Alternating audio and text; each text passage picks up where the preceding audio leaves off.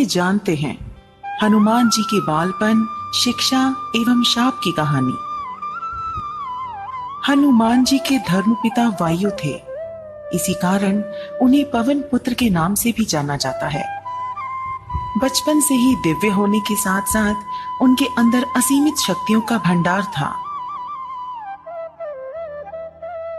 बालपन में एक बार सूर्य को पका हुआ फल समझकर उसे वो खाने के लिए उड़कर जाने लगे। उसी समय इंद्र ने उन्हें रोकने के प्रयास में वज्र से प्रहार कर दिया।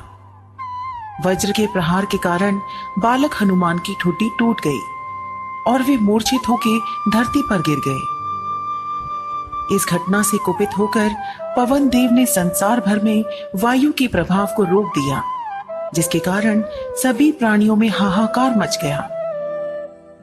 वायु देव को शांत करने के लिए अंततः इंद्र ने अपने द्वारा किए गए वज्र के प्रभाव को वापस ले लिया। साथ ही साथ अन्य देवताओं ने बालक हनुमान को कई वरदान भी दिए। यद्यपि वज्र के प्रभाव ने हनुमान की ठुड्डी पे कभी न मिटने वाला चिन्ह छोड़ दिया। तदुपरांत जब हनुमान को सूर्य के महाज्ञानी होने का पता चला तो उन्होंने अपने शरीर को बड़ा करके सूर्य की कक्षा में रख दिया और सूर्य से विनती की कि वो उन्हें अपना शिष्य स्वीकार करें।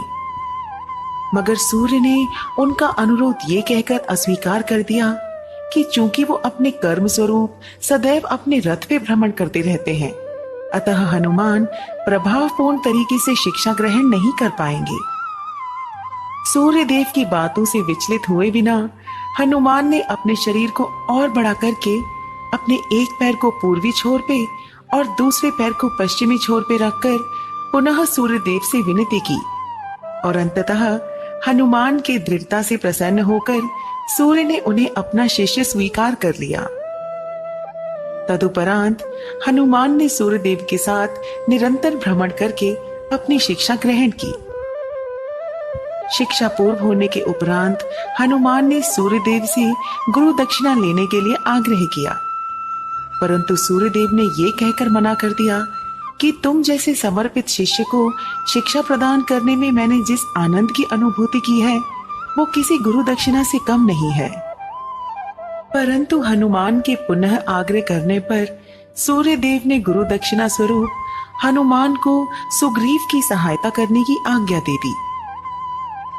हनुमान के इच्छानुसार सूर्य देव का हनुमान को शिक्षा देना सूर्य देव के अनंत, अनादि, नित्य, अविनाशी और कर्म साक्षी होने का वर्णन करता है। हनुमान जी बालपन में बहुत नटखट थे। वो अपने इस स्वभाव से साधु संतों को सता देते थे। बहुधा वो उनकी पूजा सामग्री आदि कई वस्तुओं को छीन झपट लेते थे। उनके इस नटखट स्वभाव से रुष्ट होकर साधुओं ने उन्हें अपनी शक्तियों को भूल जाने का एक लघु शाप दे दिया।